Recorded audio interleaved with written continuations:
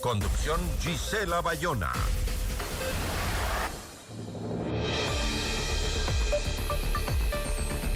Ecuador enfrenta una violencia que ya no se explica únicamente por la acción de bandas criminales, sino por las debilidades estructurales del propio Estado. Mientras el debate público se concentra en estados de excepción, reformas penales y despliegues militares, el crimen organizado continúa reclutando jóvenes, capturando territorios y adaptándose con rapidez.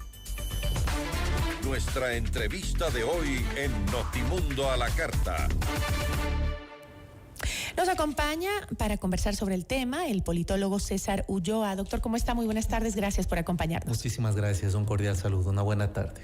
Estaba leyendo que usted ha señalado que el enfoque securitista y punitivo domina la respuesta del Estado.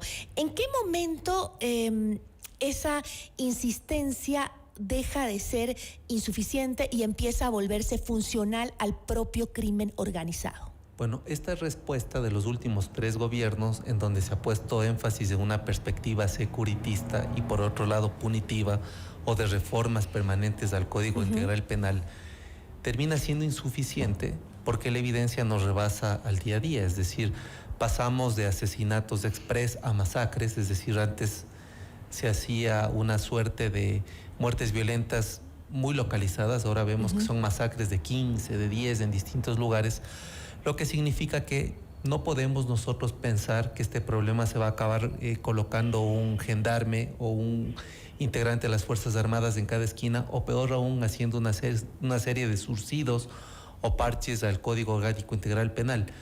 Hemos visto que al cerrar el año, el 2025, nuestro país está entre los más peligrosos del mundo, son más de 50 muertes violentas por cada 100,000 habitantes, pero el problema no solo radica en la peligrosidad, sino también en la violencia.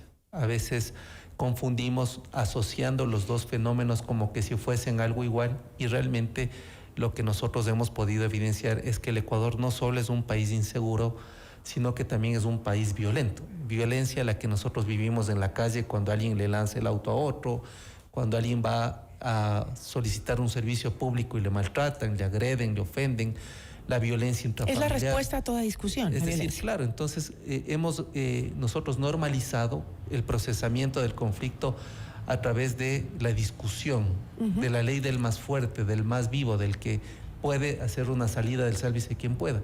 Sobre la base de estos criterios, un grupo de profesores proponemos una serie de alternativas, no solo en términos de ampliar el diagnóstico, es decir, yo creo que el diagnóstico tampoco está bien hecho, sino también de ampliar el criterio en cuanto a las propuestas que pueden dar una salida adecuada a términos de inseguridad y de violencia en el país. Vamos desglosando un poquito de esas propuestas, ¿no? Hay una sobre el tema de inteligencia en el país, ¿no? Cuando hablamos de inteligencia, suele pensarse en reacción y no en anticipación a los hechos, ¿no? ¿Qué es lo que ustedes creen que está fallando para que el Estado no logre leer a tiempo los patrones de expansión, de financiamiento y de reclutamiento que tienen estas bandas? Bueno, la inteligencia hay que verla como una perspectiva múltiple, no solo la inteligencia en cuanto al seguimiento del crimen internacional organizado en contubernio de las bandas de delincuencia común, porque la inteligencia usualmente persigue la economía criminal, la inteligencia es inteligencia de mercado en cuanto a balanza comercial, y la inteligencia también permite, ¿no es cierto?, garantizar una convivencia pacífica, una ciudadanía que pueda vivir con cierto sentido de calma. En el Ecuador hay serios problemas. En cuanto a inseguridad, nosotros vemos que no hay una unidad de mando, no hay un control unificado, por ejemplo, entre la inteligencia de Fuerzas Armadas y la Policía Nacional.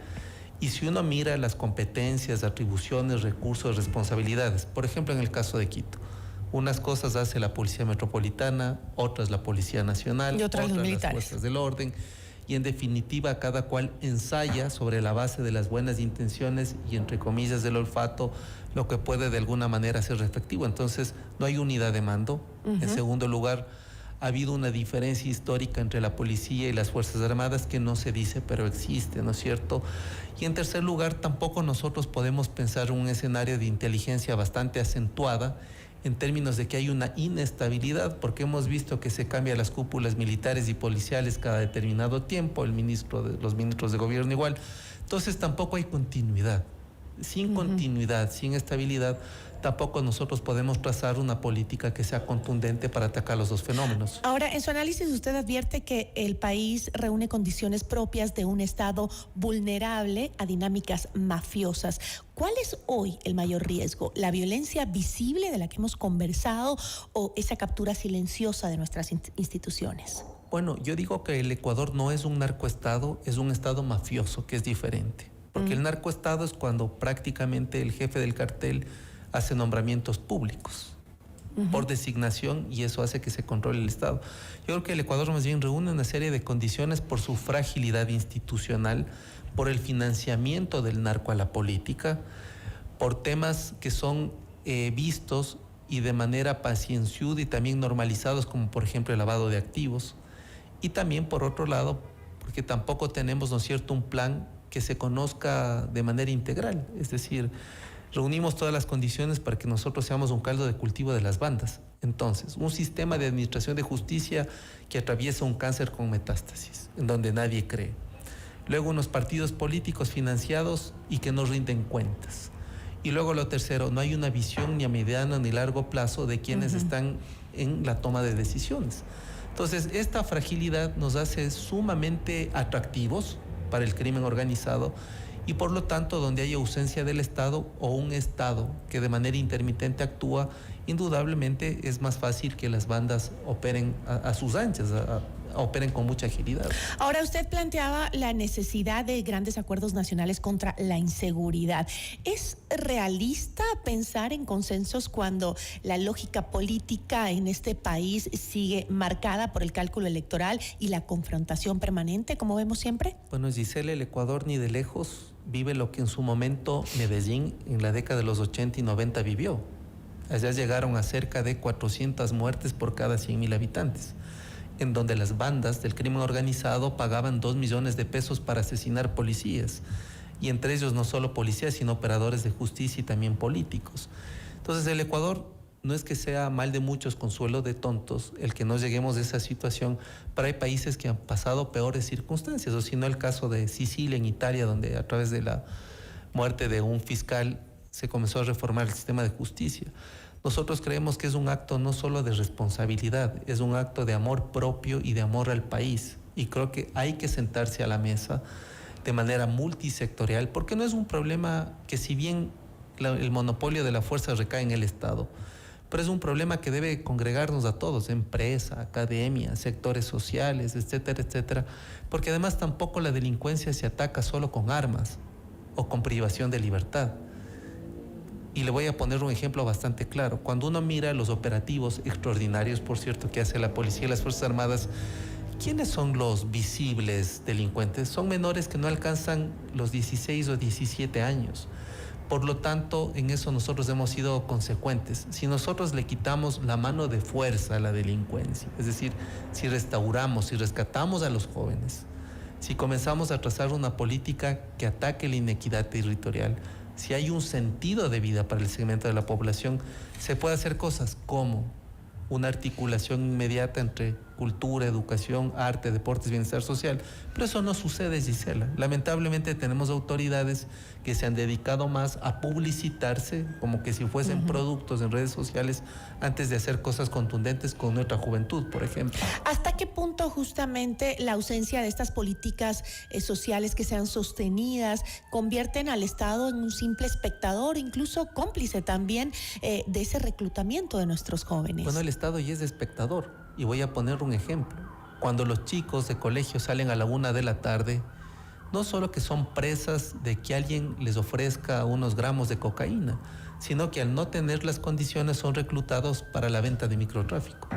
Si nosotros, por ejemplo, solo extendiéramos actividades extracurriculares en los colegios, desestabilizamos el ciclo de movilidad y de operación que tiene el crimen organizado con la droga, porque ya no habría mediodía a quién reclutar y tampoco habría a quién reclutar para repartir. En segundo lugar, si estas actividades también incorporan a la comunidad en términos de, en sectores pobres o de pobreza multidimensional, que hagan microemprendimientos u otro tipo de cosas, no solo son los chicos, también son sus familias. Y la otra, si los curriculares terminan noche, y en la noche los padres de familia no les van a dejar a los chicos a que salgan. Entonces, un cambio de horario en el sistema educativo con actividades extras, que es una actitud que el Estado podría tomarla por ser el rector del sistema, cambiaría completamente todo. Pero nos damos cuenta que falta iniciativa, falta conversaciones y falta además de llamar a la gente que sí podría dar algunas respuestas interesantes. Es decir, el problema central sería la falta de recursos o la incapacidad de diseñar e implementar políticas públicas integrales que sobrevivan a los cambios de gobierno incluso. Cuando escasean los recursos, hay propuestas en que nos convocan a todos y cuando el objetivo común es claro, vamos hacia ese lugar. Entonces, si no hubiese recursos, por último, estos múltiples sectores que se sientan a la mesa podrían hacer un aporte. Mire, en Guayaquil, en la zona 8, ¿cuál es la mayor preocupación de los empresarios? La delincuencia, la inseguridad, los secuestros. Yo estaría seguro que si estos empresarios mirarían un plan concreto, potente, adecuado, no tendrían dificultad en hacer su aporte ciudadano. Pero cuando no hay iniciativa, cuando uno pone en tela de duda si efectivamente hubo un plan Fénix o no hubo un plan Fénix, entonces las cosas se manejan discrecionalmente. Y por último, y sin que esto desconozca la actuación de las fuerzas del orden, voy a poner un ejemplo. Se extradita a Fito, se extradita a los lugartenientes. Eso ha debilitado a las bandas desde ningún punto de vista. Más bien tienen la capacidad de reproducirse, de operar. En células más pequeñas. Células más pequeñas, pero además de generar un ambiente de temeridad mucho más complejo que el que había cuando vivían estos cabecillas. Entonces, el poner objetivos de alto valor, con altas recompensas, tampoco resuelve el problema. Por lo tanto, hay que ver otras acciones. Lo multiplica, parece, ¿no? Lo multiplica, por supuesto, así es. Ahora, para cerrar, si Ecuador sigue apostando a respuestas urgentes, fragmentadas y de corto plazo, sin lo que conversábamos, esa inteligencia estratégica, ni una política social que sea capaz de disputarse los territorios que hoy tiene justamente las bandas organizadas, yo creo que corremos el riesgo de acostumbrarnos a vivir en esta violencia y aceptar finalmente, casi sin decirlo, que el crimen organizado termine imponiendo las reglas en este país. Pese a que hubo un acuerdo en Sicilia, otro en Medellín y algunos en las favelas, con acuerdo incluido les tomó salir de esto entre 20 y 30 años. Nosotros sin acuerdo probablemente esto se vaya de largo. ¿Es necesario hacer un acuerdo? Indudablemente. Esto pasó en los países que he mencionado. Y hay sí, en Medellín se llamaba el acuerdo de los fusiles, si no me equivoco. Correcto, Medellín. Claro, y además ahí tuvo grandes alcaldes. Uno de ellos fue Fajardo. Fue Fajardo que tuvo 2 alcaldías como gobernador y como alcalde, en donde convirtieron los santuarios de Pablo Escobar en comunas de microemprendimiento y además ahora son sitios de los más turísticos del mundo. Y eso se lo hizo en acuerdo. Y eso se lo hizo en acuerdo. No se puede hacer nada sin acuerdo. Y lo otro, yo creo que si no sucede nada, lo más reciente que vendría es del sálvese quien pueda, una sociedad anómica donde cada cual tomará justicia por sus propias manos. Yo le agradezco muchísimo, muchísimas gracias. Estuvo con nosotros César Ulloa, politólogo. Regresamos en instantes con Gisela Bayona en